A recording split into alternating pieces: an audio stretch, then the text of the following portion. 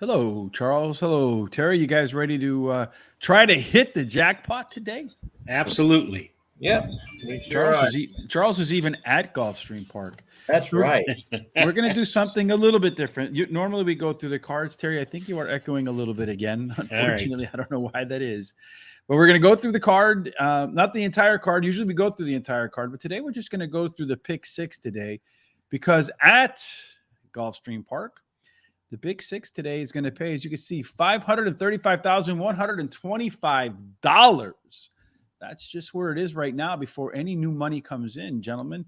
What do you think? Would either of you sneeze at winning $500,000 today? No, I wouldn't personally. I wouldn't either. No, I might sneeze a little bit. I wouldn't be a two sneezer, just a one sneezer for sure. So a little later on today, well, maybe they're running already. I think they're about to get started too. Fairgrounds, if you haven't had a chance to go over to Guaranteed Tip Sheet, there is a link in the description down below. Head on over there, get all of our Louisiana Downs Derby picks. They got the I'm going to put is it Jeff Ruby, right? Jack Ruby was the guy from Kennedy. Yeah, the Kennedy. Assassinator. All right.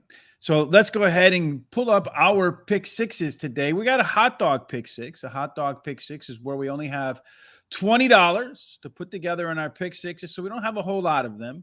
So why don't we start with you, Terry, and kind of take us through your ticket construction and why you built it the way you did. All righty. Well, I actually used two singles, as you'll see. I started out with the 7, inflation adjusted, and I liked the 7 simply because here, let me get to there. Well, he likes the turf. He's won 4 out of 7 races on the turf and has a high percentage winning trainer, Michael Maker, has a high percentage winning jockey, Paco Lopez. And then I thought the next race was. Well, how about down on the 6 horse? We'll go through them, but why did you single the 6 and the 7? Oh, in the 7th. In the 11th race, you singled the 6. Oh, okay. Why did you single that one up? All right. Well, I did because Nate the Great has finished second in his 2 career races. He only lost the last race by a neck. He has actually the best all-weather speed and is fastest among today's starters. And he has a really good workout on March 18th. So, anyway. And Charles, looking at your ticket, you singled the 5 in race number 10. What was your thinking there? Well, that's my best bet of the day. Sassy Nature. That's horse something you have there, Charles? Well, no, actually, my wife does. So, of course, she's not around, so nothing's gonna be flying at me any second. No. But you know they have memories like elephants, right, Charles? Oh, I do know that. This horse is extremely fast. The trainer gets 25% on second start on turf, and Julian gets aboard because his main rider's out of town. So Julian Leperoux definitely will fit this horse perfectly. For me, I don't think I have any singles. No, I just went 2 by 2 by 2 by. I did the Noah pick 6, 2 by 2 by 2 by 2 with the 3 in the middle there. Worked out to $19.20, just like yours did, Charles. And the same with Terry. These are all 20-cent pick sixes. All right, Terry, let's go back to race number 7 then. You got a couple of horses there, the 8 and the 12. Charles, you have the 8 as well. I have the 8 and the 12. We kind of think alike there. What do you see in those 2 horses? Well, I like the 12 as my top pick. Bryce Canyon has an early foot, can get out of the gate to the front despite his outside post, I believe. He showed that he can handle the all-weather surface, and he has finished in the money in 3 out of 4 starts on the Tapeta, winning one of those races. Then I like the 8 as the second pick. Marcia's Mission has done well on an all-weather surface, winning 3 out of 6 starts, finishing in 50% of the starts at today's distance. So the distance won't be a problem. He has a trainer, Marty Deckler, who wins 20% of the races with a change from turf to all-weather surface, and has Javier Castellano in the irons. Now, you also like the 8 in that, Charles. What do you see in the 8? Yeah, the 8 and the we're talking which race? Oh, the race number 7. Yeah, 7. That's right. This horse drops in class, and I like that part about this horse. This horse ran even the last 2 times. The trainer gets 26% when he goes from turf to the all-weather. I think that's a plus also. So I think this horse definitely fits in this race. All right. And then as far as me, I like that horse as well. I'm taking a look at that 8 horse in my pick 6 over here. Is that my first selection? Well, I don't know if it was my first selection or not, but it was certainly in my picks there. The 8 horse did rank out Maria's Mission. This one does like the all-weather track as well. 3 wins in 7 races. What got me is in that last race, it had some superior late gain in there as well. So here are our pick sixes for the hot dog version. So Terry, you're going to go 7 over to 8-12, over the 1-2-6-7, over to 2-5-6-9, and then the 3-5-10, and then singling the 6. Charles, you have your 6. You're singling the 5 in race 10. Then 1-2-6-7 in the first leg, which is race 6. 3-7-8, 6-7, 5-6, 5-5-6. Then on mine, I'm going 6-8, 8-12 with the 6-7-1, with the 10-2, with the 5-13, and the 5-6. So we do see some different numbers in there. Let's see if maybe when we move forward to our prime rib sixes, where we have $100 to spend, you guys both put $96 into the effort. You're both looking at that first leg to get really hot out of the start. So why did you single in the first one, Terry, and then go deepest as possible in the next level? Well, only because I wanted to be a little bit more horses in the middle leg in that hot dog. But I really believe this 6th race is pretty darn wide open. So I wanted to kind of reverse my ticket for the prime rib so that I got more in the beginning and more at the end. Because you see in the 11th race, I also singled the horse where I didn't do that in this hot dog. Yeah, you went kind of fat on the top and the bottom. Charles, you took the same ticket structure. So the two of you think the middle of the card is the easier part of the card here in the pick 6? Well, I wouldn't say easier. I think this pick 6 is a tough pick 6. But yeah, I think the outer edges, the hamburger buns, as you would call it, basically is the more wide open races, I believe. Okay. And then as for me and mine, I'm looking at it. I did mine is $86.40. I like that. I'm kind of a little bit thick all the way through.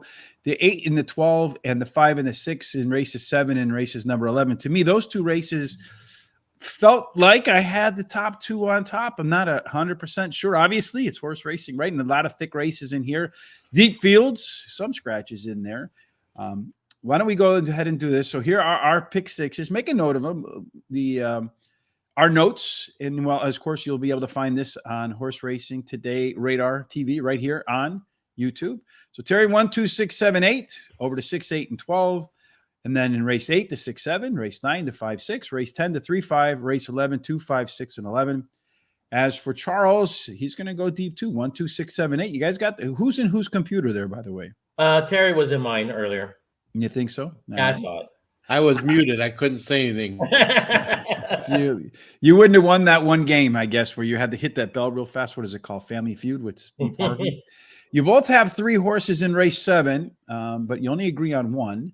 Then you have the same. You guys are pretty much the same all the way down, except for race 11. There's a little bit of variance there. So for me, I'm going to go 6, 7, 8. I think we all have the 6, 7, and 8. Yes, we all do. The 8 and 12, we all have the 8. Terry and I have the 8 and 12. I'm the only one with the 1 and the 6, 1 and 6, 7, 6, 7. So I have the 1 and the 8, 2, 6. I'm a little bit different than you guys in race 9 with the 2, 6, and 10. 5, 11, and 13 for me. I tossed out that 6 horse and went with the 2 foreign invaders. And then 5, 6, 5, 6. And Charles is the one with a little bit more down there. And the 11 for Terry. I think that last leg might have been the right leg to single in there. So let's get cracking in here and let's go about setting up our team pick 6. This is where we're going to make our cases, guys, of which horses we want to go in and which ones are going to stay out. The rules go like this. Each guy has a veto. So if Charles thinks I said something stupid and I don't get to put that horse in, right there, and then he gets to veto that horse. We won't put that in, but I do have a lock. So I can use that lock to override the veto, but each one of us gets a veto. Each one of us gets a lock. Terry, let's start with race number 6. And then why don't you make a case for the horse that you think is the strongest. And then Charles and I will decide if we're going to veto it or add it to our team pick 6. Well, I want the 7 in here because, as I said, he won 4 out of 7 starts. So really likes winning the races. Very competitive. And I think this trainer, Michael Market, maker, I mean, is a really good trainer, knows what he's doing, and I love Paco Lopez on the iron in the irons. All right, Charles. So if I'm looking at this horse right here, and as far as the 7-horse inflation adjusted, I like it as well coming out. But the one concern I have is the one time it did come off the bench following a little bit of a layoff, a little bit longer layoff last time around, didn't fire very well. And then looking at the workouts down in here, really not a lot inspiring to me. It is an all or nothing horse. I love the all or nothing horses for betting purposes because they are inconsistent. You tend to get 9-2, 5-1, those type of odds, and nice payout. So what are your thoughts on the 7? Are we adding the 7, Charles, or are we vetoing it? What are you going to do? Oh, we add the 7. This is my top pick in the race. Oh, we're adding. So I can veto both of you at once? Yes, you can. That would be, would you both lock me, or would you guys go behind and like have a conversation with each other as to who's going to use their lock and who's not? I don't think you're going to toss this horse out because this is one of the top horses. All right. So the 7-horse for me, oh, hold on. What's going on here? 7.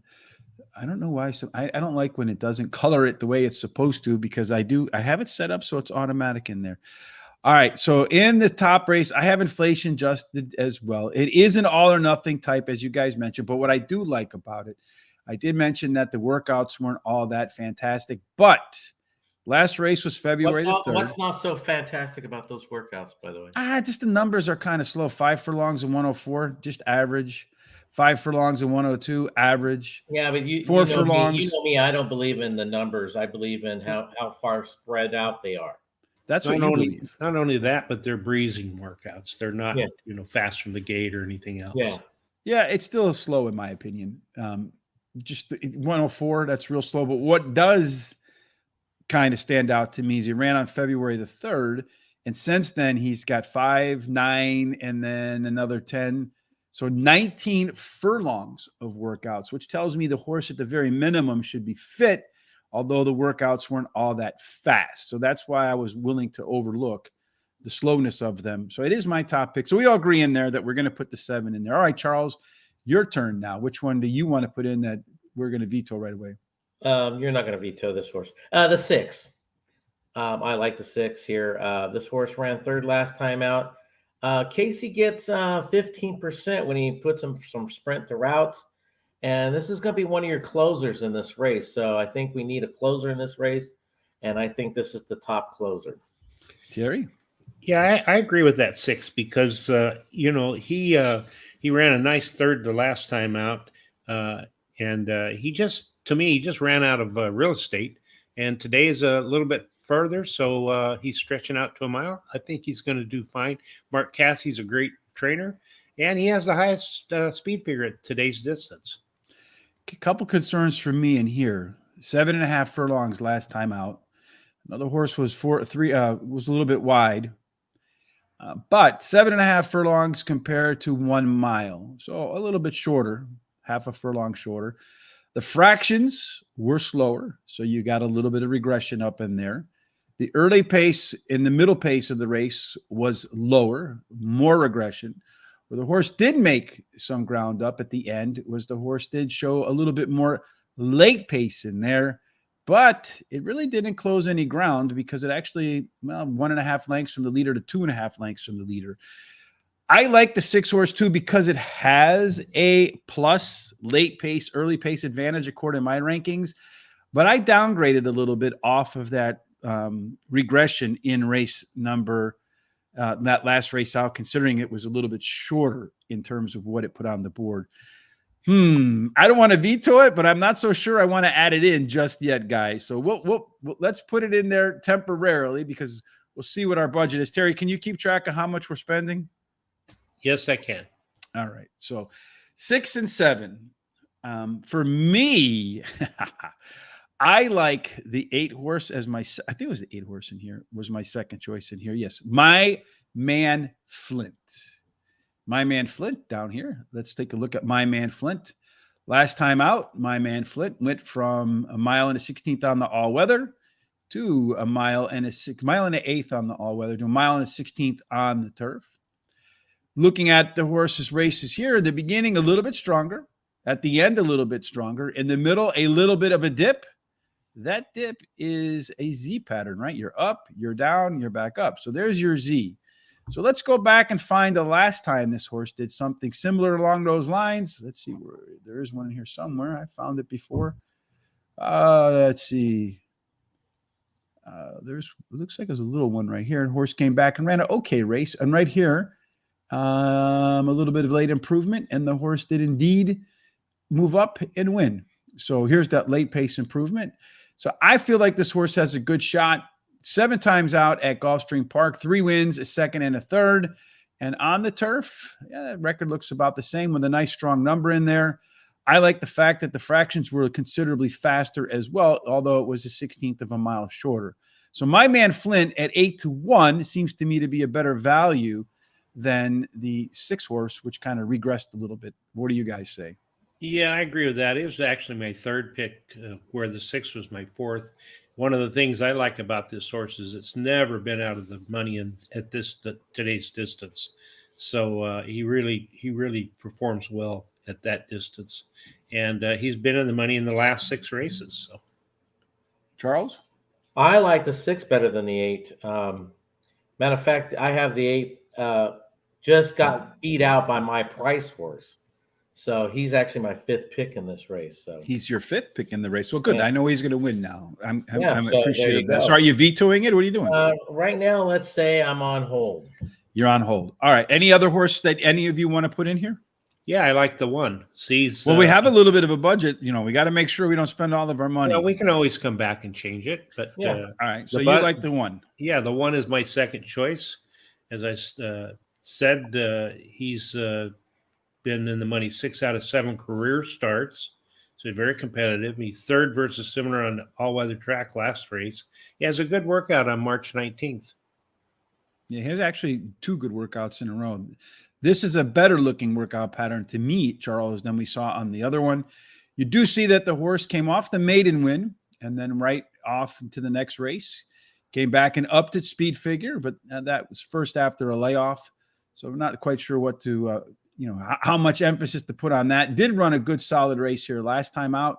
Optional claiming 25,000. So staying at the same level, pretty good, consistent effort from beginning to end. I like the workout here as well, Charles. I also like the fact that the horse, let's see, the turf pedigree is 117, 112, 103, 107. There's another one at 117, 116. So it does also have some of the top pedigree scores in the field as well. Charles, what do you think? It was my 3rd choice in this race. So I like that horse a lot also. For the same reasons. Second start after a layoff. He's got that tactical speed as you've shown there. So I like this horse a lot. So we got 4 horses in here. We're getting a little bit carried away. We'll probably put them all in there before it's too long. So why don't we do this next? Charles, you mentioned race 10. The 5 was your single. Let's kind of look at the race that we think we can put the least amount of horses in and get away with it. So, Charles, you think it's race 10. Terry, which race do you think it is? Myself here, I really think it's race 11. You think it's race 11? I tend to think it's race 11 too. Charles, what do you think? Well, I think. But then again, race 11, though, the one thing about race 11, it is a maiden. So you're not quite sure what's going to happen in a maiden race because anything can really happen. The good news, there's not a lot of whole first-time starters in there to kind of mess us up. Whereas race 10 is the stakes race. Those tend to go a little bit more to form than the maidens do. So you guys want to maybe pick 1 or 2 in race number 10 and see what that does for us in terms of budget. And Charles, you did say that 5 horse in race 10 was your best bet of the day. My right? lock. Yep, my lock. Oh, it's a lock. Okay, I'm vetoing it right now. Charles just did it. I'm vetoing it. Are you locking it in? You can't veto my lock. All right. Well, then I guess I get to keep my veto. All right. So what is it about the 5 horse, Charles? Oh, the 5. I mean, well, this race is loaded with talent. I'll first say that. But like I said, this horse has the speed to go wire to wire. I also believe he has this horse has the talent to go sit second too. So, but the trainer gets 25% on second time start on turf. You got Julian Leparoux getting on. So she's a little sassy natured and she shows it on the track. So I believe that horse is going to go wire to wire. Wire to wire. So you had the March 1st was the run, the first time on the turf. Kind of a little bit of a downgrade relative to its Santa Anita scores, but a lot of times those speed figures out there are a little bit elevated. That's unquestionable. That And track also, out there tends to run fast. Well, yeah, because of but the dry air, that track usually runs a lot faster overall. well, not Mhm. only that, but you see that this horse won really easily. So there probably wasn't pushing it there at the end. Yeah, if you And watch the video of this horse's last race, uh, Rosario was definitely down, down, putting in down gears, and so this horse was definitely just coasting at the end. Coasting yeah, at the end. And then it's down here since then, it's the March 1st Gulfstream Park, and then it ran over to Palm Meadows, put in a really nice workout afterwards. See, Charles, that's a decent workout. 48-3, right? Yeah, Not that's 53 seconds. yeah, but that's a number. That's just a number, and I don't believe in numbers. I only believe in patterns. It's indicative of its ability. There's no question about it. No doubt about it. And then the trainer's second time on the grass, 25%, but that's only an 8-race sample. So you really can't put a whole lot of weight into that. Are you concerned, though, that it's going to be Julian and not Rosario or one of the higher win percent jockeys so far at Gulfstream Park? I'm not. I think Jillian could handle this. This especially on turf. So I think this he could handle this perfectly. I mean, I think he's a top-notch rider in himself. All right. So you agree, Terry, the 5 horses yeah, in this race? I do. It's my top pick. Top pick, top pick. All right. I'm going to say we got to take a look at some of these 2 foreign horses, at least one of them coming in. So the 11 horse, Miami Girl, was supposed to be ridden by Chantel with Jorge Delgado. The 13 did get in. So another Jorge Delgado, Chantel combination. That's his go-to jockey. And then he put Lionel Reyes on the 11 horse. That is an indication to me that they think the 13 has a better shot of winning than the 11. Let's see if the morning line maker, it looks like Pete Aiello disagrees with their take on that. The 13 down in here, though, if you look at this horse, has gotten some good runs, including a nice gray. It's been on the grade 2 thing. It had a nice win back here on the good. Nice workout pattern, Charles, since coming over, right? March the 4th, February the 25th, February the 18th. If you want to talk about a Charles workout pattern, there you go. There That's it is. about as Charlesy as your workout pattern can be. And in that, you have a bunch of good times in there too, folks. I feel like this 13 horse is going to perform exceptionally well.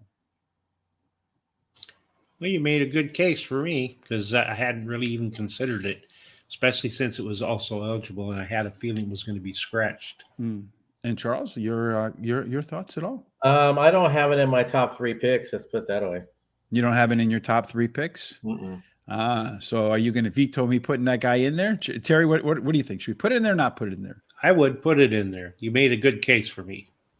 And you, Charles, looking at that workout pattern, that kind of workout pattern fits what you're looking for what's Oh, it definitely starter. that's my workout pattern. But there's a lot of horses with that workout pattern, so I'll be on hold on this. You're going to be on hold on that one. All right. So I think we put him in there. So Charles and Terry and I are going to put him in.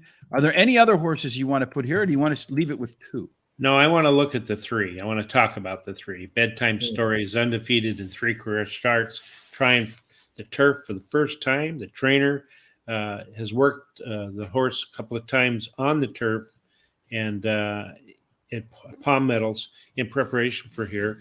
And he switches, and Javier Castellano rides this horse. So, and I like the 8-1 morning line. So, but you know what I don't like, Terry? What's that? Jose D'Angelo, right? There you go. Jose D'Angelo, the trainer. Boom. He's tried to horse on the grass for the first time 33 times. You know how many wins he has? Nah, probably 0.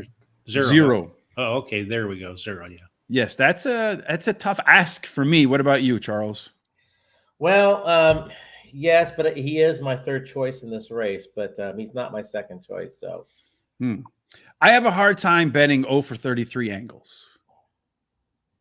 I mean, I don't know about you guys, but I'm a numbers person. And I know, there's always exceptions to every rule. But I want to see a barn start winning a few on that transition. It sure looks to me like this horse is an all-weather horse, 3 for 3 on the all-weather. I don't understand why they would change surfaces here. I know they're running for a stakes race in here, but why not run at a high level race where you get a similar type pool and allowance race, purse, and that sort of thing. So in any case, guys, are we sticking to 3 in here? I personally can't do 0 for 33. Yeah, we don't have to put it in there. But you don't have to agree. What do you think, Charles? We'll let you be the deciding vote. Well, it was my third choice. I have a horse in there I think is better than that one. So And who's that? that'd be the 6. The 6 horse. All right. Yeah, he won last time out. Well, very well bred. Second start after the claim after a layoff. Excuse me. Mm-hmm. So I think this horse is gearing up too. So you like that horse. Well, you did get that nice improvement coming off of the long layoff after running at Belmont. You like to see that. You saw some, well, it's kind of tough to compare 5 furlongs on the Gulfstream Park to the inner turf course at Belmont there. Taking a look at the workouts, Charles, since that last race, it ran on February the 18th. You got 2 maintenance workouts in between, indicating to me you should see a little bit of upgrade from this horse. You mentioned the turf breeding. It did get a score of 120 on the Brisnet here. 116, 105, 106, 100, 116. You also, anything else any higher than that, Charles? 111, 101. It does indeed grade out as the top turf horse in terms of breeding in the race. Terry, are we putting that one in or are we leaving that one out? Well, it's my 4th pick. I like it quite a bit. So, as far as I'm concerned, we can put it in there. That one as well, just to care. So we're in race 10. Didn't have the best winning trip in her last, but did improve nicely. Second started, good pair of workouts in between. I kind of like the 11 horse a touch better, but let's go ahead with the 6s. I did grade it out pretty well. 6 horse. So we have Terry's 3 horse off to the side here, right? Yes. And then any others that you guys want to consider here? Or are we done here? Well, let's talk about the 10. Okay. Sure right. Can. Okay, Sure Can has finished 3rd in her last race at Gulfstream Park. She has a high percentage winning trainer, and this trainer wins 23% of the time in non-graded stakes. Mm-hmm. And also has this horse has the best turf speed among today's starters. So, Charles? Well, my argument against this horse is this horse finished 3rd behind Sassy, and Sassy was gearing down, and this one was still trying to catch her. So, well, we do have some comments here that let's pull up Equibase real quick here. This is a good little thing to do from time to time too, because you have a little note over here on the horse for Sure Can. It says here broke out 4 path, 6 path. I don't know what that stretched, drifted. So I see what you see there for sure, Charles, in that the horse did finish 3rd behind a couple of other horses in this race. So you see some black bull type in front of it, but let's take a look at what the notes from Equibase say in the chart. So you go to Equibase, you put the horse's name in, you can see the full chart, and then you can kind of go back and look and see what the race caller saw and see if maybe you want to excuse that or you want to let it go. The name of that horse is Sure Can. Broke out at the start. That's not good. Stalked in the 4th path, was cued in the 3 path around the turn, floated out to the 6th path in the stretch, drifted inward under left-hand urging into the stretch and kept on for show. Looking at the line here, it didn't really make a whole lot. Actually, kind of say I lost a little bit of ground at the end, ran a lot green. Yeah, look at Sassy now. Read the notes on Sassy. Raced prominently while up close in the 3 path, took command from the 2 path in the turn, floated out to the 5 path in the lane, opened up under light rousing through the lane, drew clear while being kept to task in the final 16th. Yeah, that note's definitely stronger. Past performance, as they say in the stock market world, is no guarantee to future success. Right. But I do happen to agree with you that even though the 3 horse and the 10 horse had some troubles, I don't like the fact that the horse didn't really improve its position in terms of relative to the horses in front of it or to the right. I don't know that you'll see it enough in there to make up that difference today. Let's see. We see what's in the workout schedule there for that 10 horse. Prairie Meadows, average workout since then. Another horse to the side, Terry, or you want to lock them? Oh, no, not a lock. Not a lock. Charles? I would set it aside. We could talk about it, All see right. how our ticket grows. Lionel Reynes coming in for Chantel Sutherland and with Miami Girl. Funny, we thought this is the one we're going to just end up with one horse. We're going to end up with no horses in there. 4 horses in here. This is another one, though, that is running in some pretty solid races here. You got the Ascot, the Queen Mary finished 5th against a pretty solid field in there. So it's been running in some group races over there, probably a little bit over its head, but stakes races for sure. Does have a pretty nice set of workouts coming into this race as well. I really like this March 4th workout, 4 furlongs in 47. Now, you guys talk about breezing and gait and all that kind of stuff. That's 47 breezing, second fastest of 71. Charles, I know your numbers, blah, blah, blah, blah, blah. To me, that number is too hard to overlook. Not for me. It's not too hard to overlook. You got morning glories out there too. So, I mean, personally, I have to see a race of this horse. I can't find a video of this horse. I'm just reading basically charts and just comments of what they said, and it's not to my liking. Not to your liking, Terry? Put that one off to the side too? You can, but the only thing that I like about it is the jockey. Well, Chantel's not riding that one. She's riding. Okay. She got moved over to the 13. The other thing concerns me is that the trainer hasn't, when he ships, or the connection when they ship in, they've had 5 races and had no wins. Yeah, again, to me, too small of a data set to really matter, because if he were to win this one, then it'll go up to 18% and it'll be a whole completely different number. To me, when you got to get about 10 to 15 for me to really start to think, okay, the number has some bearing. For now, 0 for 5, kind of meaningless to me. So it seems like we've settled on our 3 horses here. So we're going to go with the 5, the 13, and the 6. Now, we said race number 11, the maiden special weight, was the other one where we felt like we can save a little bit of money by going ahead and limiting to it. That is a maiden special weight race. I think there is only one first-time starter, if I remember in here. And there might not even be one first-time starter. And they might all have a little bit of experience.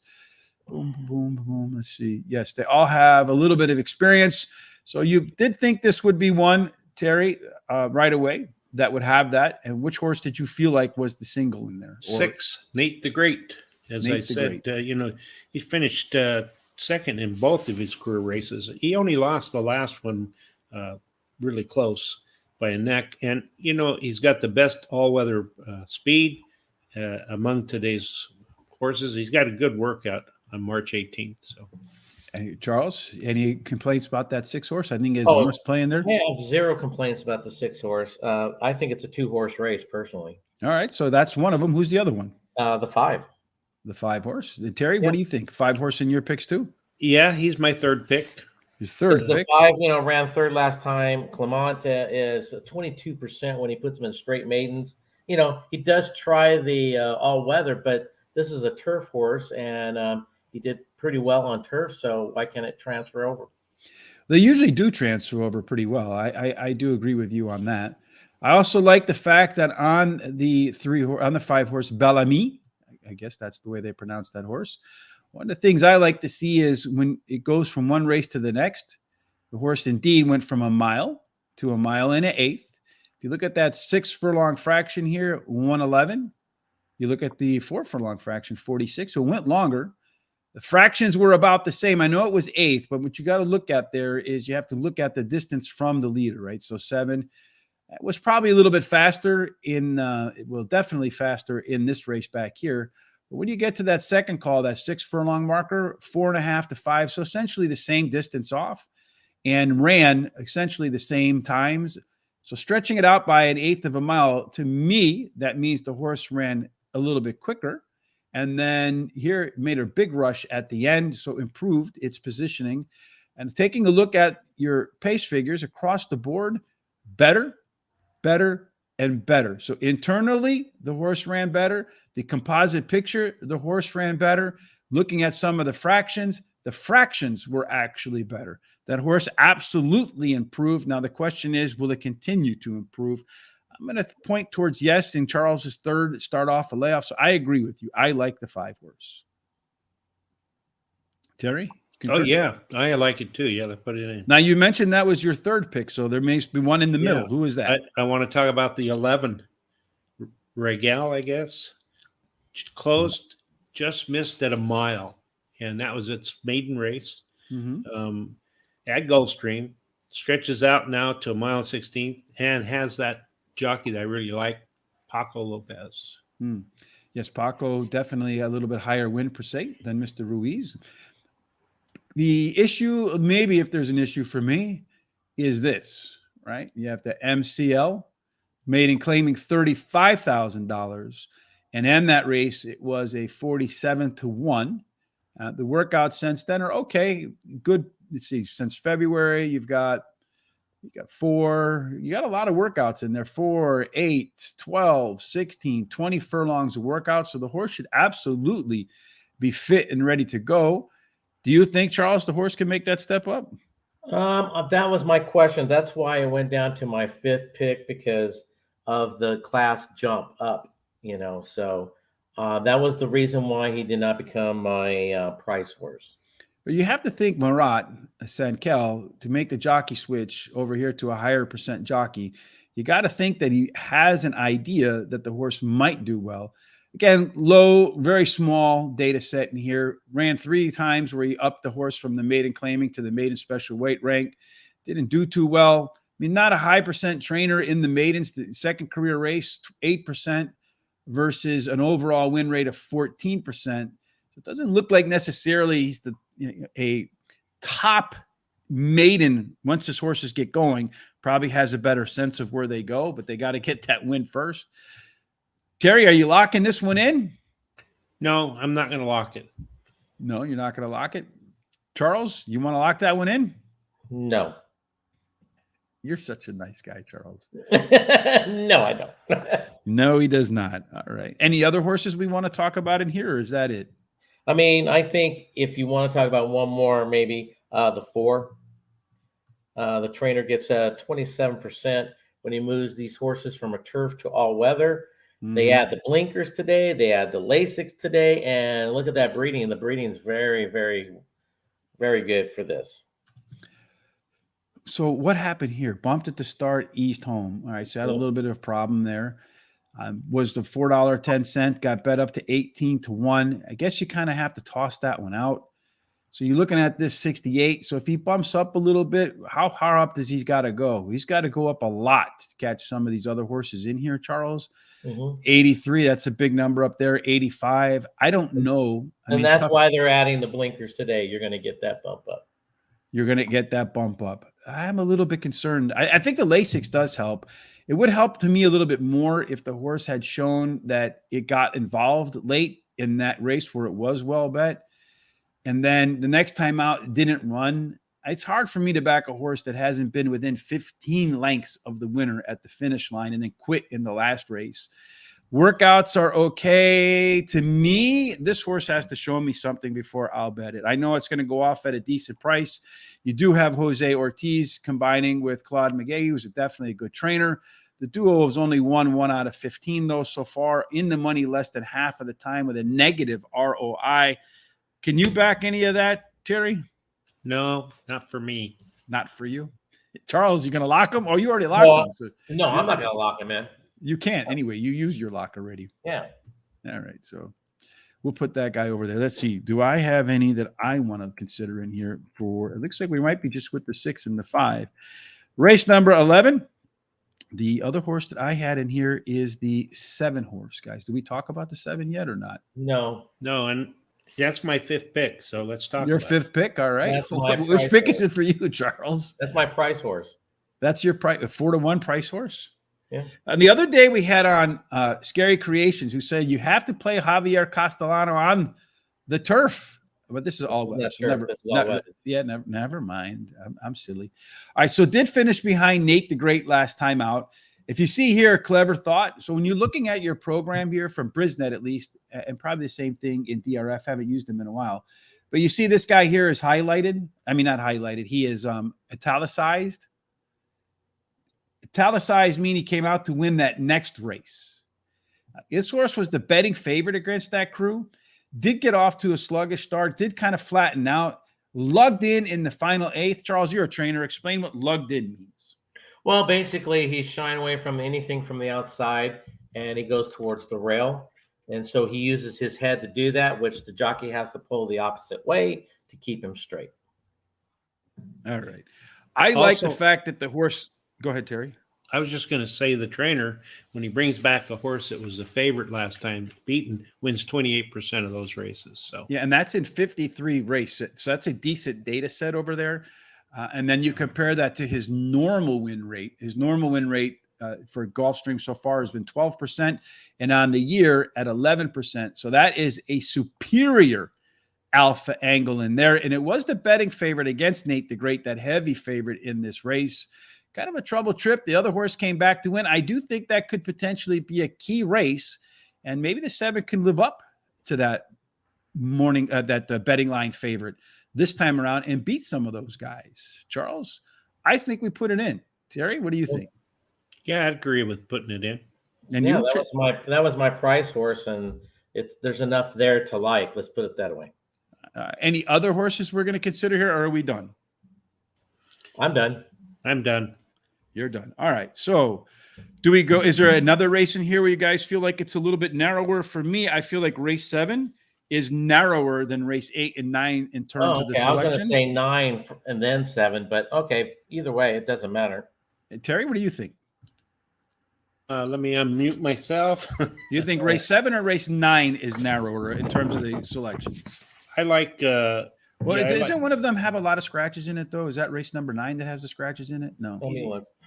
It is race number 7 that has a couple scratches. Yeah. All right. So let's go to race 7 then. What do you think? Yeah, let's do race 7. That's fine. All right, Charles. Well, we've been bouncing you out, Terry, a bit. So I apologize for Charles and I teaming up on you. So we'll give you the first pick in lucky race number 7. Okay. I like number 12, Bryce Canyon. This horse is, let's see, has an early foot and can get out of the gate to the front despite being on the outside post. He showed that he can handle the all-weather surface, and he's finished in the money in 3 out of 4 starts on the Tapeta. He's won one of those races. So you mentioned he can get to the outside. So let's see, where are they starting on this bad boy? On the outside, because speed to the inside is always difficult for me, even though the horse might. So they're going to start here. They're going to head into that turn. So he's going to have to sprint kind of quickly to get to that lead as a speed horse. Has he shown that he can kind of do well without the lead? Here he broke second, finished second. It looks to me like the lead is very important, because if he doesn't get the lead, he doesn't become engaged. And then as far as the post positions say it doesn't really matter. You do get a little bit of a rail advantage. Otherwise, the stuff is pretty fair across the board. You do want to have some tactical speed. I do think that horse absolutely has some tactical speed. Charles, you have any problems with putting in Bryce Canyon in there? Overall, no, I don't have a problem, because I mean, I had a long debate with myself for my price horse, and he fell off to my fifth choice. But I have to agree, kind of what you were just saying there. This was the reason why he fell to my 5th choice, is because if he had the post like 1 through 6, I would feel a lot more comfortable with this horse because of that because of his speed. But I do believe he has the talent to win this race. Yes. Yes, he did. It does look like he has the talent. I am a touch concerned, because last time out, and I have him in my picks here too, ran at a mile and 70 yards, compared that to a mile and 16th. Fractions were slower, right? And he was both on the front here, but ran a little bit of a shorter race, ran some slower fractions. Second time off a layoff, the horse last time, the only other couple times, it went from a 74 to a 76, so slight improvement there. From here, it went from 81 to 86, so a slight downgrade there. So 50-50 on its record. What clues do the workouts give us in here? Since that February 26th workout, only one workout. That was on March 15th, the Ides of March, 4 furlongs and 50, third fastest of 11. 50 is a borderline number for me. I do like the fact that the horse is a consistent performer in terms of its, because you have to kind of look at something to compare race to race. You look here, for the most part, except for this stinker in here, you're probably going to get a race in here, upper 70s, lower 80s in speed figure, which is probably good enough to win this race or at least be competitive. So I have no problem putting the 12 in, but that break is going to be really important, Charles. Yeah, I agree. Yeah, me too. But the jockey that's on there now rode it the last 2 times has really got that horse out, where the jockeys before didn't quite make it. I think the jockey's really good at get breaking out of that gate fast. Well, here you can see since Ruiz is taken in here, the start definitely was first by about, it got a length on everybody at the start, and then second by a half. So he's got to absolutely get out of the gate in a hurry. There's no question about that. And you can see that these last 2 races on the all-weather, there is definitely an improvement right in there. So expect some maybe improvement in the second start off a layoff. I'm all right with the 12. Charles, what's your next pick in here? My pick would be the 3. This horse has got that tactical speed. He was claimed last time out. He was well bet last time. And this is his 3rd start after a layoff, which we all know is my favorite angle. Indeed, your favorite angle. It was claimed for 10 grand. They're going to run him right back at the same claiming price. Since Fausto Gutierrez took over for this horse, let's see, workout on February the 26th. I don't like the fact that they did not put a workout in him on that since that. So I'm not quite sure how they can assess what they need to do for that horse. You don't need to put official workout to find out. All you have to do is do a 2-minute lick, which is not an official workout. Mm-hmm. And you can find out everything you need to know about that horse. Everything you need to know. So are you not concerned that they're going to run him back at the same price? No, I think that's an excellent move. That's an excellent move. I do like the fact that you had this right here, this late pace number explosion. Last time the horse had a late race number explosion, it came back to run a kind of chunky race. And then it kind of popped up here and then came back and ran a decent race. So 50-50 bag on that. 3rd start off a layoff. The trainer does win 20% first off of a claim versus 16% overall and 18%. So a little bit of an upgrade there. The horse has run okay on the all-weather track. In fact, it accounts for almost all of his in-the-money finishes. So putting it on the right surface, Terry, are you going to veto this one or let it be in there? No, I'll let it be in there. You're going to let the 3 be in there? Okay. So it's funny. Charles and I are like, no, Terry, no, Terry, no, Terry. We put a horse up and he's like, okay, guys, he's so much nicer than you and I are, Charles. Well, you're making a good case for this horse. And I looked at this horse really strong. And even though you think that this is not a wide open race, I believe it is. So. Mm-hmm. I don't even know if I had the 3 in my picks, to be honest with you, in race number 7. Do I have him in there? Yeah, he's my 3rd choice. I do like that. We got the 8 to 12. The one horse that we're missing in here, I feel like is the 8 horse. Do either of you have the 8 horse in your picks? I do. I have it in my 3rd. He's my 2nd. 3rd, 2nd, and actually is my 1st pick, this 8 horse. Marissa's Mission, but tentative, I think, in that respect. It is the favorite. It is Javier Castellano. It is Martin Drexler taking the horse from and I think he's a really underrated trainer there. 83, ran at 83. Turf to all weather. He's done it 206 times. I think we can agree 206 times is enough to say that it is something that you can pay attention to. And he's winning at 26% versus 19% on the year, at 20% at the track. As I call that, is an alpha angle because it is delivering extra return for you. And the horse has won 5 times overall in 18 races, won 3 of those 5 in 7 on the all-weather track. It is a little bit of an all-or-nothing horse. Now, last time the same horse made the switch, didn't really fare as well right away. It was the 2nd time that the horse made the move that it actually won. So that was my one hesitation in there. The folks at Brisnet do rate it as its prime power number 1 horse. So if you do Brisnet, they have their own little algorithm that says this is the best horse in the race. What's its next score? 127.4. Who's number 2? Let's see who's numbers. Well, what's this one? 121. Yeah, there's probably a big enough difference in that one. I personally think that probably is the horse to beat. Yeah, I think it should be in there. Mr. Charles? Yeah, I agree. You agree? All right. So we got 6, 7, and 8, 12, 3, and 8. Any others in this leg? We might want to look at the 7. We might want to look at the 7. Make your case. Kitty's Oh, well, Holiday. I this had that guy horse, in there too. Yeah. this This is a horse price drops- horse too. Yeah, he drops class. This is his second start after a layoff. Trainer gets 26% overall. I mean, on that for the second, start after a Yeah. layoff. And look at that ROI, Charles, right there. Plus 254 Yeah. on a horse that's 10-1. And You I got- believe this horse will be closing. So Mhm. That looks good. Terry, what do you think? Yeah, it wasn't one of my picks, but I do see here it hit the gate at the start, which I think I Hard really too, it believe- says. Yeah, and I think that really affects horses when that. Let's see if he had any other in race. it usually knocks him off stride, which I'm surprised they didn't say that after the hit the gate. But Well, he might not have said it there, but let's take again Equibase where the Right, horses true. is, put the horse's name in, go to results, and then you can look at the chart. It's all free. You don't have to pay for any of this stuff. It makes it a little bit easier. And that horse, well, it was a short field, so that makes it a little bit. And it was also 20-1 in terms of the odds right there.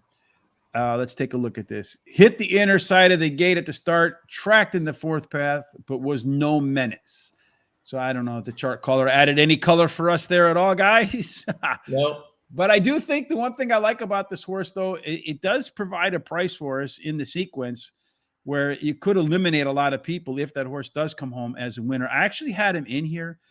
A concern for me, though, Charles, a little bit in here. He was claimed right back here at claiming 15,000, right? That's where the horse was claimed. yep. And now they're going to run him back for 10 grand. And the purse here is going to be, hold on one second. The purse is $24,000.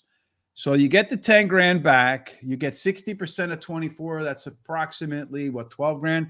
So it would be a profitable transaction. Not by much. But not by much. But yeah, when you consider in things like food and barn and all that kind of stuff. But nonetheless, you're not losing money on the horse. So they're not just looking about this horse is, they moved him up. They thought something of him to put him in the class that they did. Mhm. He had that problem. You really didn't get a good read in that race because of that problem. But most likely, in my opinion, this is where this horse belongs in the 10 through 16,000 claimers. Mhm. Also, that last race really probably wasn't as bad as the finish looks. I know you're apples to oranges when you're looking at Gulfstream relative to Woodbine, especially after extended time off. But these pace figures were on par. It actually improved a little bit at the end there last time out against a tougher company. So that race is probably better than it looks on paper Mhm. in terms of its final positioning relative to what it's likely to see here. And then another issue for me too, that's a plus, is that 7 times at the distance, 3 wins and 2 seconds. The horse has 3 wins in 15 races. So any other distance, the horse hasn't fired other than like this 1.70 yards. It was just probably more like 1.16 miles. So these longer runs. I think the 7 horse at the price is worth the risk, Terry. Oh, all right. But we got to be careful here. We're running out of money. All right, so we'll put him off to the side there. What do you think, Charles? Should we put him in and leave him out? Well, I think we should put him in, but we could always veto him out later. But all right, well, let's go to race number 8 then. If we have any money, this will be the first one in, the 7 horse. We agree on that? I can. Okay. Yeah. All right. Well, let's just go in order now. Race number 8. Since we knocked out your horse there, Charles, I'll give you the honors. It's like you got the birdie when everybody else got a par. What's your first pick? The 7. I like the 7 here. This horse ran 3rd last time out. Mott gets 17%. Overall, got some of that tactical speed. And it's his 3rd start after a layoff. Charles's famous 3rd start off a layoff. Again, all right, let's take a kind of look at what the horse has been up to here. We don't have another 3-race cycle to pick from, so we don't know what that trend is going to be like. But what we do know is it ran 1 mile and then 7.5 furlongs. Did bobble at the start, so probably has a little bit of an excuse in there. That bobble coursed the horse a little bit slower fractions, maybe rushed him up a little bit, which could result in the fact that the horse kind of faded away a little bit at the end because it was 1.5 lengths, gave up another length at the end there. The jockey switch, do you read into that at all from Bill Mott? Well, no, because Alvarado is riding, I believe, at the fairgrounds. So that's not an issue at all. Okay, Yeah. so that makes good sense. At Gulfstream, he has run fairly well, 5 times out, 2 wins, a second and a third. So it's done fairly well at the track. Good odds here, 6-1. Terry, where did this guy rank in your picks? First pick. Oh, So you're putting it in there no matter what, Yeah. huh? All right, well, that's good. And so who's your second pick then? 6 horse, Arena. That's my second pick. She's a Group 3 winner from coming in from Germany, making her United States debut for trainer Chad Brown. And they added Lasix for this race. Connections win 20% of the races when they bring a horse into USA. And Jose Ortiz is in the irons. And because his brother is at Turfway Park today, right? Mm-hmm. Yeah, so there's why he's not there. Hamburg, Germany. There's your Group 3 win right there. And that was on a soft track. From my experience on Foreign Fridays, and we didn't have the greatest of day, had one nice exact. I haven't seen the rest of the card yet at the Dubai World Cup. It wasn't, those races like that are so hard. Soft had a good race. Soft had a good race. Soft had a good race. The one time that this cat caught a good track over there in Hoppengarten, Germany, and in order to say anything in German correctly, you just have to say it like you're angry. Hoppengarten, and you got it right?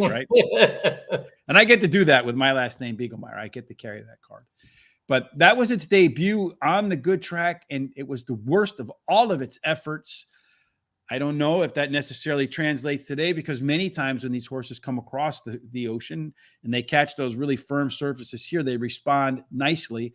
But it is kind of hard to argue with Chad Brown. It is kind of hard to argue with a horse that's getting first-time Lasix and has shown the ability to find the tape at the end. I don't know, like the hierarchy of German tracks, but I got to imagine Munich is a top track because it is one of the key cities in the country. Hamburg is another major city. Hanover, maybe not so much, but that doesn't mean the track is not that big of a deal, because Louisville is not one of the top cities in the United States, but still it has Churchill Downs, Keeneland as well, and Lexington. So I'm not certain about that, but I don't think you can play away from Chad Brown and Jose Ortiz with a turf horse here that had a nice workout right here of 49 seconds, third fastest to 15th, and then some other decent work pattern. Well, that's a Charles workout pattern. All right. So does that mean absolutely on the 6? Yes. All right, all that argumenting for the 6, just to go ahead and agree on that. I have in race number 8, I like the 7 and the 6 as well. I have one other horse, a couple of other horses in here. I'm going to go with a little bit of a price here, gentlemen, down the line, because I feel like one of the other horses I might like, you guys might like. Keyflower is the 9 horse in here. This horse coming in from Santa Anita.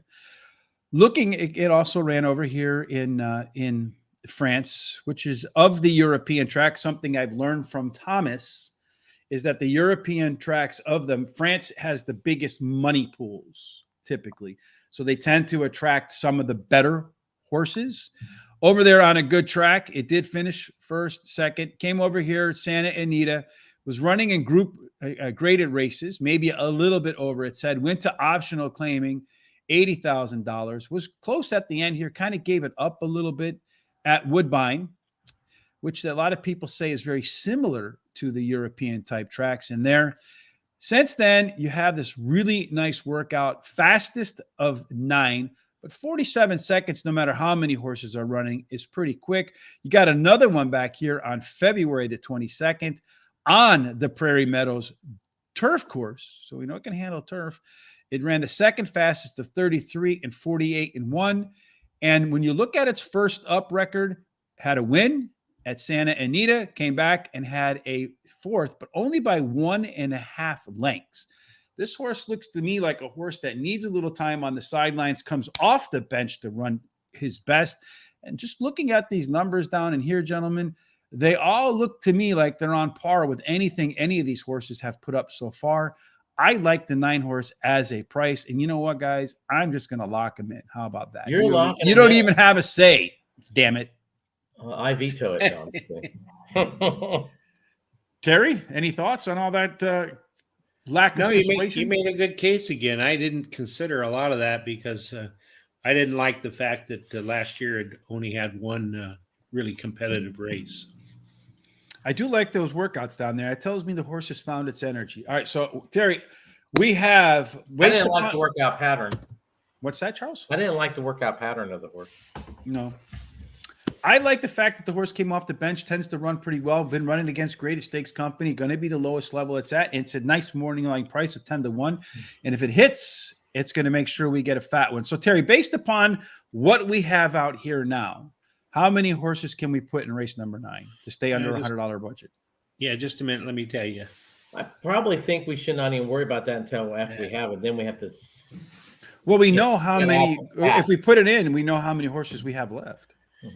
You can, if you put one horse in there, you're at $64. But if you put 2, you go over 100. Ooh, so is it 100 for each of us? So it's a $300 ticket. Yeah, that'd be fantastic. Well, then we just go all in this exercise. No, that cost you $10,000. All right. So which one here do we want to get rid of? Is it race number 10? Do we want to get rid of a horse? Race number 11? Do we want to pop the 7? Do we want to take the 1 out in race number 6? Or do we want to have 4 to give us the best chance to at least get started? Where are we taking somebody out at? Well, for me, it would be the first race and it'd be the 6. It would be the 6 horse in the first race. Charles? Yeah. To me, it'd be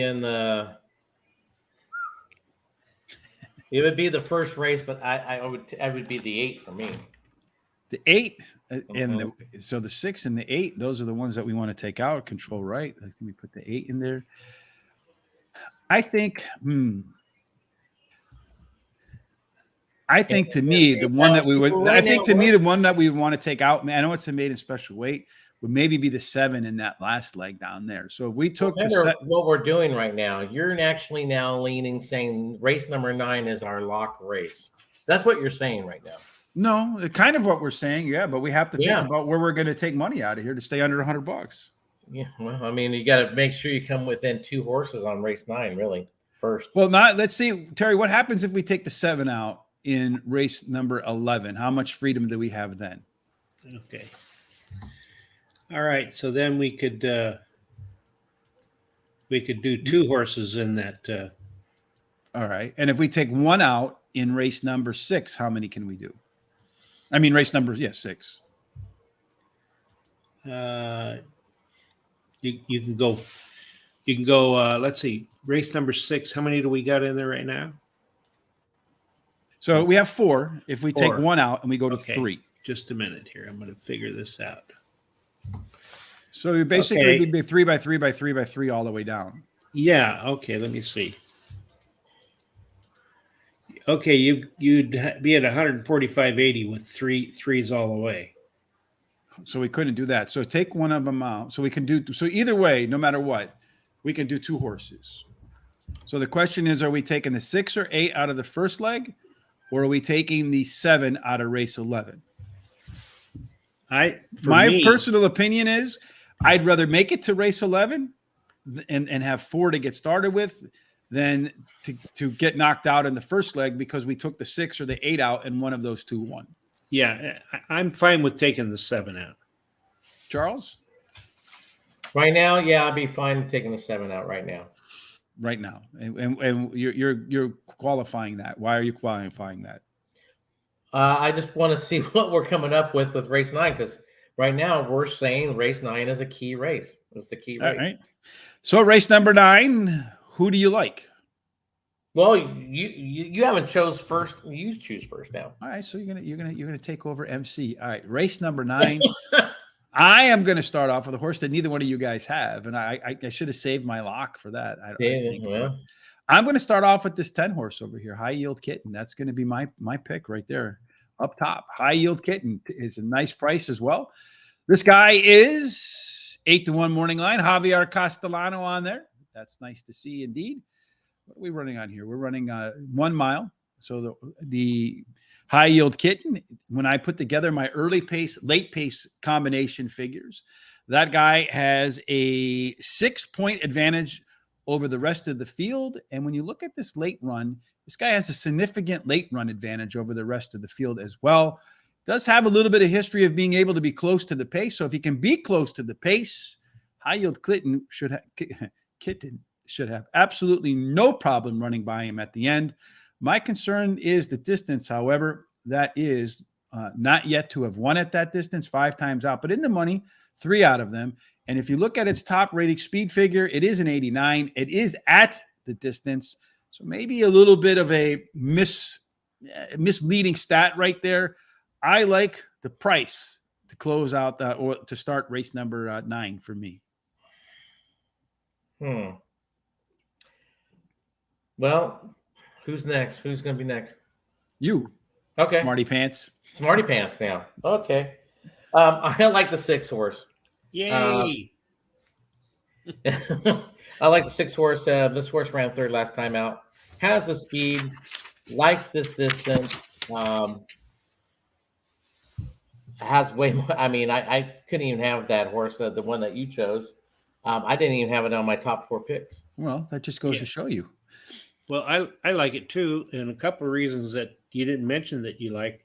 You know, on February 6th, it won that race, and it had Ortiz in the irons, and here he is back again. So Jose wins right here on January the 21st, right? Yeah. I like the 6 horse too, but I have my reservations here because Cheryl Weinbaugh, right, 13% trainer, so winning about average. The horse does good at Gulfstream Park, 3 wins in 6 races, so done well.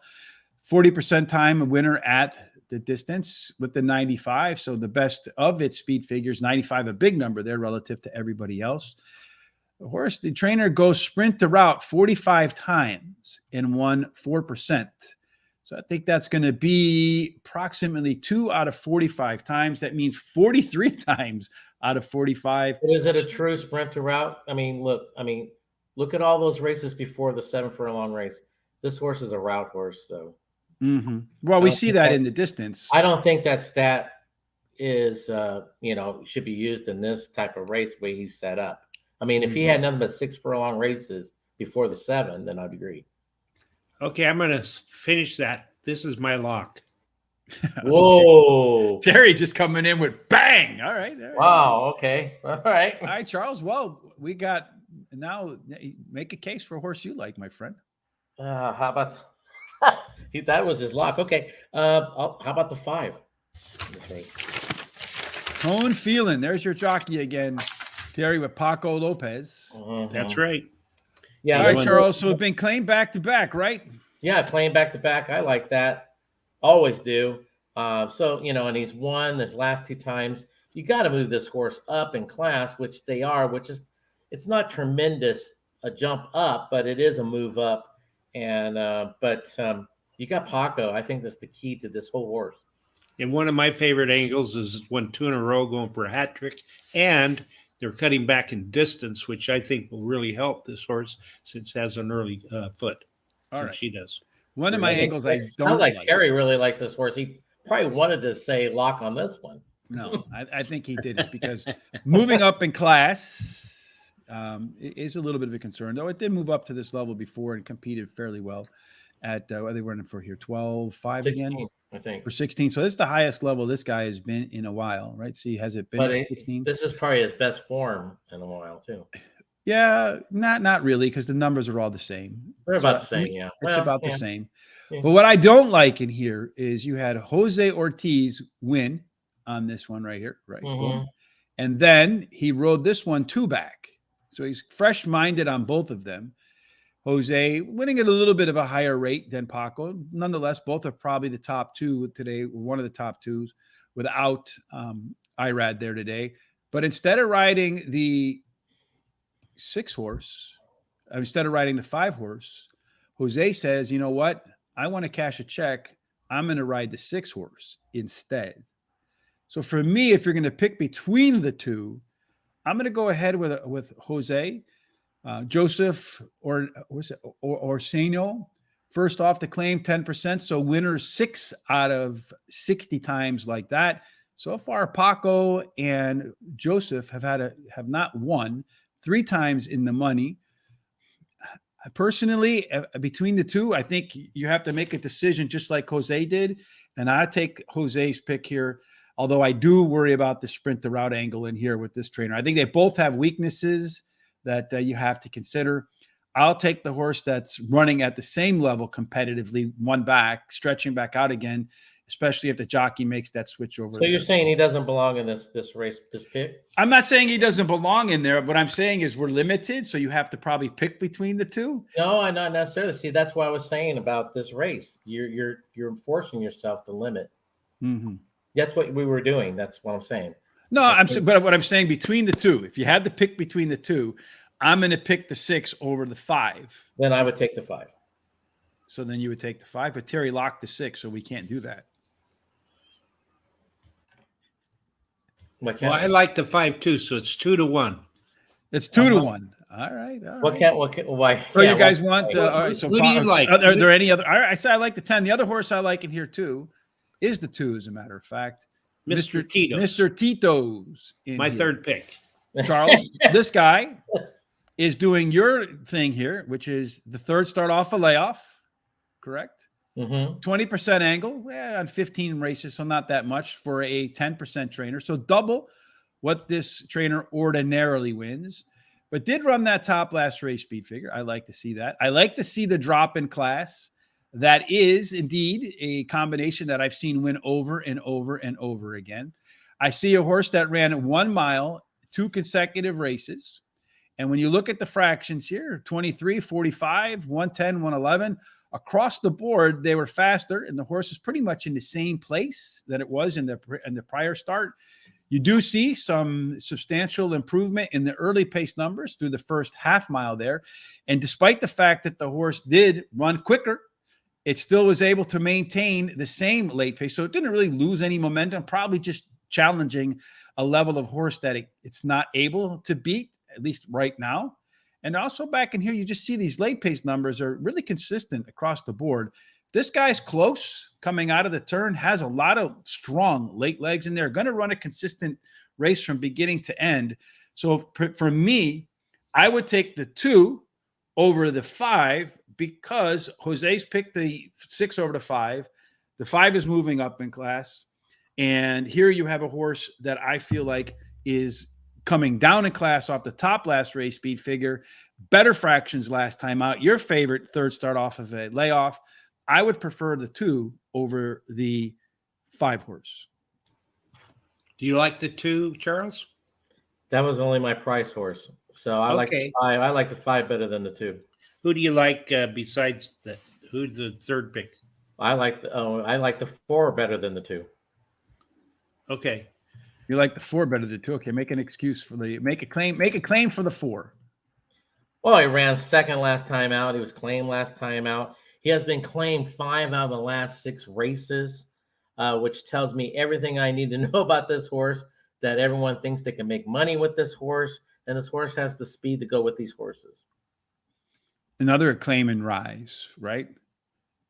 So he was claimed at 8,000. First off the claim, well, he's 1, 2, or 4, not a big enough number, but still winning and then popping at a good price. So that tells me that he's winning and lifting the horse. It is the other that tied for the highest last race speed figure for sure. Let's look what happened in the past. So 89 and 89, the only other time we can see a second race off a layoff.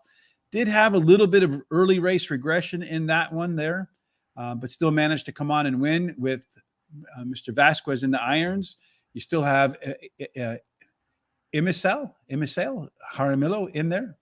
I think this one's a pretty decent one to put in there as well. Low percent trainer, though, which is a bit of a concern for me. Although the 2 wins in 5 races off the claim gives a little bit of hope. 4 horse, Mr. Terry, where do you got that one in your rankings? I actually didn't have it in there. So my 4th pick was number 9, but all right. So what are we going to do, guys? Looks like the one race that we have the fewest amount of horses on. That's what is the one we disagree with on the most. Well, we could always go up to that first race and take a horse out. Well, this is where we have to start vetoing and eliminating from racing. I don't know. So what do you want to do? Do we take out a horse in the first leg and then Well, put first things first. I mean, let's go with all of our best bets of the day. Who's your best bet of the day, Rich? my best bet of the day? Boy, I don't really ever kind of do it that way. If I had to really, I think my best value of the day probably is that 9 horse in race number 8 that I put in there, because I feel like that one has a really good shot to win at a nice price. And that's kind of what we're looking for in the pick 6. And Terry was the 6, right? In the 11th. That's race? right, Danville. Yeah. And mine is the 5 and the 10th. So those three, I think those 3 horses, there's no about we're not going to change those at all. All right. So Sounds I like think, a plan.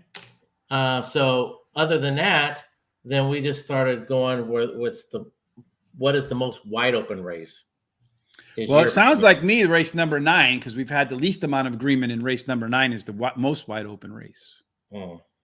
Right? I mean, because we have all different horses all across the different fruited plain there, and nobody knows really what they want to put in there. So why don't we do this in race number 9?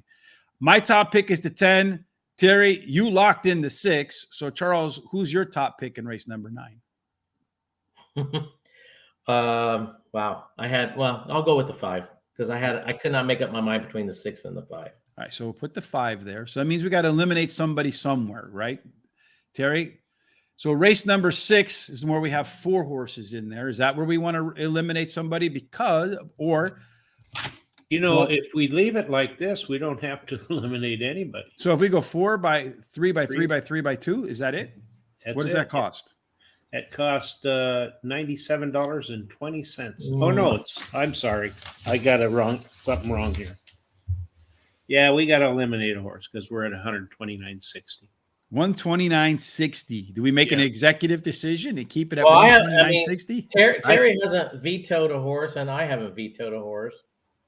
And how about you, Rich? Have you vetoed? No. I have not vetoed. I did not. Well, I think we all need a veto. Or we can leave it at 129.60. Well, we have rules. We got to play by the rules, Terry. Can't break the rules. All right. So who are your top 3 picks in race number 6, Charles? Race number 6 is 7, 6, and the 1. 7, 6, and 1. All right, Terry, your top 3 picks in race number 6. 7, 1, 8. 7, 1, 8. And then my top 3 picks in race number 6 are 7, 8, and 6. Okay. They all get. I think we leave that race. All right. So race number 7. Top 3 picks, Terry. 12, 8, 6. Charles? I got 3, 7, 8. 3, 7, 8. I have 3, 8, and 12. So it looks like we got to keep those ones in there. Race 8. Top 3 picks, Terry. 7, 6, 2. Charles? 7, 6, 1. And I'm going to go 7, 6, 9. So we're maybe we take the 9 out, but I locked that one, so we can't do that one. Yeah, you locked that one. So yeah. All right. So race number 9, the 10 horse. My top pick, 10, 6, 5. Well, wait, we need the 5 here. 10, 6, 5 because we already have it in there.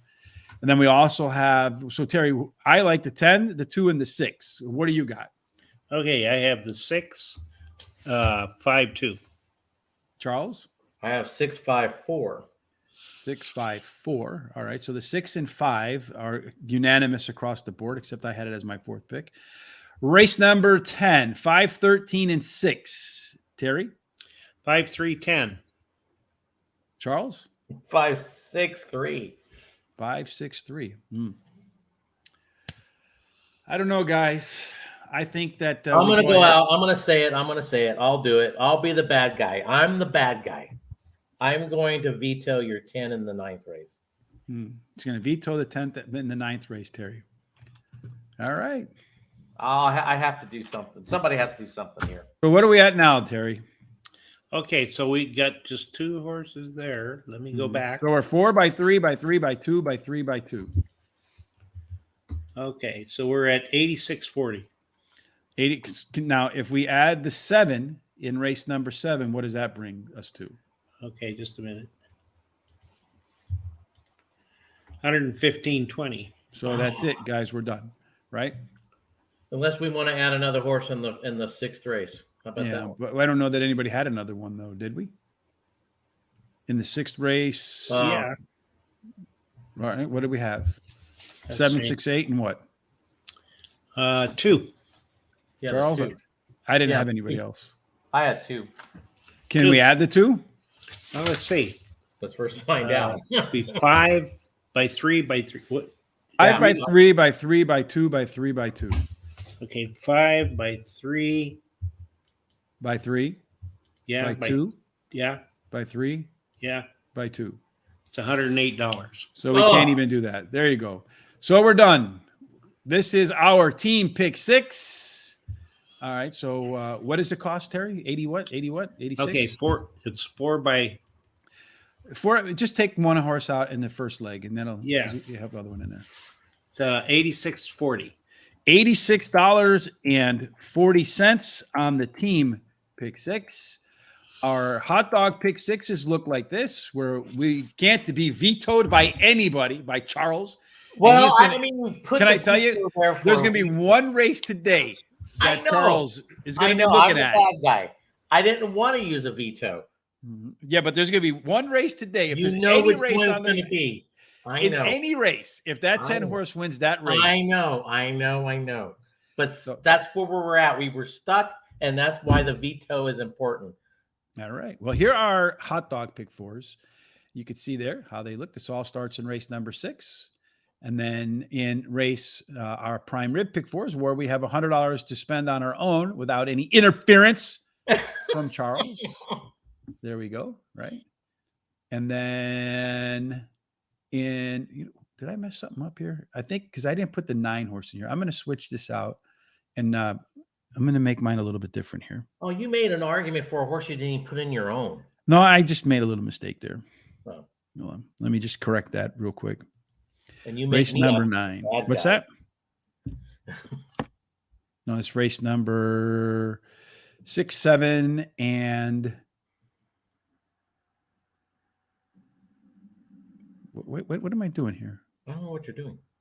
Race number 8. That's the problem. No, this is supposed to be the 9. I just have 6, 7, 1, and 9. I just pressed the wrong button, Charles. That's all. Oh. I did have it in there. All right. So there we go. So that's mine is $86.40. I don't know where that 8 came from. I just fat fingered it, I guess. Charles put 96 in his. Terry put 96 in his. We will go ahead and wrap it up then today, fellas. What are your thoughts about chasing down the jackpot at Gulfstream Park today? Did you enjoy that exercise of kind of going through a little bit of how we think in terms of handicapping and looking at the Brisnet sheets and breaking them down? I Well, did. I did. I mean, I thought the race. I mean, the whole pick 6 card there I thought it was pretty tough overall. So I think maybe the next time, who knows, we might have a couple of races that we all feel super strong about, 1 or 2 horses, and it would make it a little bit easier to make out a pick 6 card. I think. Well, we're not always going to do pick 6s. What we're the what pick we're 5, gonna, pick 6s. Yeah, we're going to go after the biggest carryover on Saturdays and hope that we can hit it and change somebody's weekend, right? Mm-hmm. Yeah. I liked what we did. As a matter of fact, what I love about it is I hear different opinions, which make me look at things I didn't consider before. And if I was going to, like when we go to Oakland, if whoever's there, I'd love to do this for each race day. So just kind of run through each race and peg through it like that. Yeah. I'm not 100% yet. Some personal things in the background there that may require my time that I've spent a little bit of time before with going out to Philadelphia. So we'll see. Hopefully that all gets better and it's not an issue, but it's still right now it's on one of those things that it's on a I don't know basis. So as soon as I have a better sense of what's going on there, know if I'll be joining you down there. All right. Well, that wraps it up for today. Terry, you and I will be back on Monday. We'll tackle parks on Monday and Tuesday. Charles, you'll be back on Wednesday unless you're going somewhere again. But if not, I'll be with Charles at Gulfstream Park Wednesday and probably Thursday, where we can argue about what we like and veto one another's picks. I don't argue. I didn't want to veto. See, I'm the bad guy. You are the bad guy. I'll tell you what, I'll veto it too. So. And then Jamie returns next week with Sean for Horse Center. Great cast of guests as well for Monday, Tuesday, and Wednesday. You're going to want to tune in for that. The best way to make sure you don't miss anything is to follow us on our social sites below. Please, if you haven't done so yet, hit the subscribe button. Tell us your friends about us. Help us get to 10,000 subscribers on YouTube. We greatly, greatly appreciate it. All right, gentlemen, any final thoughts before we go? Just have a good day and a good week coming up. All right, one last time. Here is our team pick six: 7681, 1238. Race number 8, 769. Race number 9. Charles will put the voodoo on the 10. We're going to go 6-5. Race 10, 5, 13, and 6. And then race 11, the 5 and the 6 again, folks. And these were all of our alternatives over here that we argued about, but put off to the side. All right, gentlemen, been a lot of fun. No matter what you're doing for the rest of this weekend, one other quick thing, head over to Guaranteed Tip Sheet. There's a link in the description down below for all of your Kentucky Derby qualifying picks. Put a lot of thought, a lot of effort, and a lot of work into those fairground picks. And then as well as every other pick, but we put the wagering guide together. It's just about 4,000 words, just a lot of work. And one more thing, the first 3 races, we have some prize horses coming in so far at Gulfstream. Do we? In terms of we had a $70.60 winner in the first race. Yeah. And you wanted to toss out my long shot 10. Congratulations, Charles. Oh, geez. All right. We had a $10 horse and then an $18 horse in the third. So let's hope at the 6th race that keeps it up. If you have any final thoughts, Charles? No, I'm not going to regret this veto at all. So people don't worry at all. Yeah, and I do. If you're watching this show, throw that 10 in there, even though it's going to cost you about $30 more. Terry. All right, folks. That's it for today. We hope you enjoyed the pick 6 for this $500,000 carryover at Gulfstream Park. I like the fact that we can kind of sit down and go through the Brisnet sheets and kind of break down how we look at the races. Maybe going forward, if there's something you see in the comment section, please let us know things that you look for that maybe we didn't talk about. We certainly appreciate any sort of input, any sort of insights that can help all of the people in the community get better. But until the community gets back together again, folks, we hope that on the weekend, no matter what happens, that you do indeed have God's grace and that every single thing that you do ends up in the winner's circle. Indeed. Thanks for joining us. Have a fantastic weekend.